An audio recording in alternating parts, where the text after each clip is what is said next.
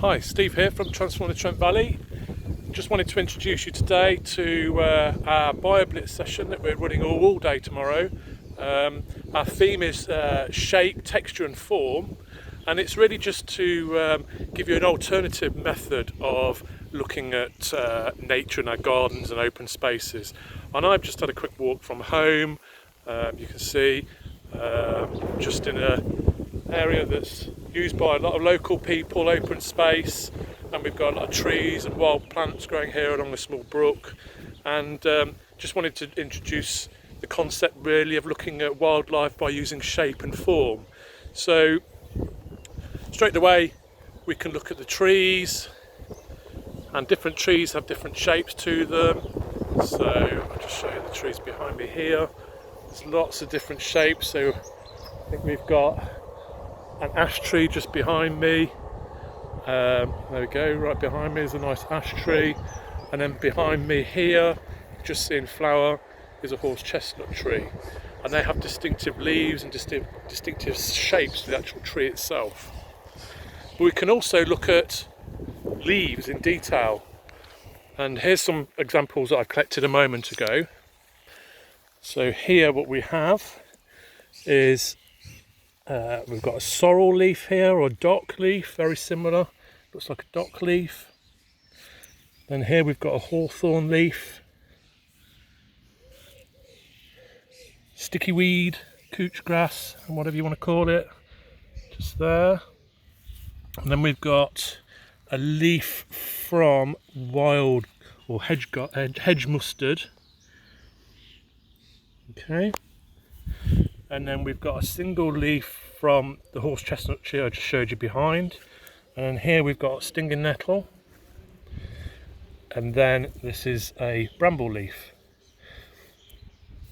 And really it's just to get you to look at different ways of how you might identify plants and the characteristics that each plant has. So the stinging nettle, if we look closely, you'll be able to see that it's covered in tiny little spines, and most of them move or angled in a certain way. And if I were to rub my finger in this direction downwards, I would probably get stung by the nettle. But if I move my finger up in the same direction as the actual bristles, I'm less likely to get stung, which is why I can actually pick this up without getting stung. But if I push my hand towards it like that, it'll sting. And so that's one characteristic of a particular plant, that it's very spiny on the underside, has a distinctive leaf shape. You can see the veins in the leaves are very distinctive too. And then if we go into the horse chestnut tree, completely different leaf, different colour. It's smooth to the touch. It feels slightly cool actually. And it has slight tiny little hairs on the underside that you can just see, and this slight brownish tinge and distinctive ribs along the leaf. And then here we've got the hedge mustard, the garlic mustard. This is a really almost sticky, slightly sticky leaf. The aphids tend to like to feed on the flowers and develop in seed buds, and the honeydew that the aphids excrete go all over the leaves, and that makes the leaves slightly sticky, and you can see how it even appears to be slightly sticky. And then we've got a lovely hawthorn leaf here, which is really smooth, shiny appearance to it, really clean and fresh, and very fine veins to the leaves, and it's this distinctive shape too, and a lovely green colour.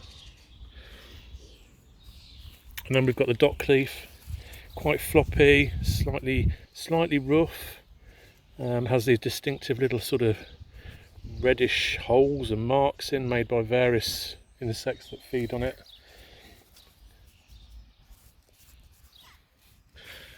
So that's what we're going to be doing tomorrow, is we're going to be looking at shape and form. So everything's got texture, everything's got shape. It's just a different way of looking at nature and identifying nature. And as you start to pay attention to the different shapes of leaves and wings and stuff like that, it helps you to identify different plants. So just in front of me actually is you can just see a yellow flag or iris growing. And you can just see the yellow flowers, but even when it wasn't in flower, I'd know what that was just because of the shape of the leaf and of course where it's growing. It's growing in the wet water of the brook.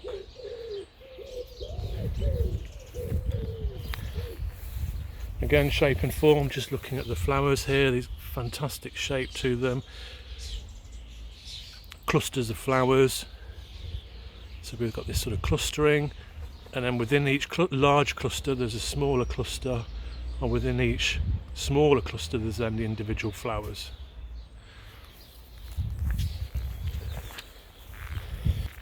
So I hope you can join us tomorrow.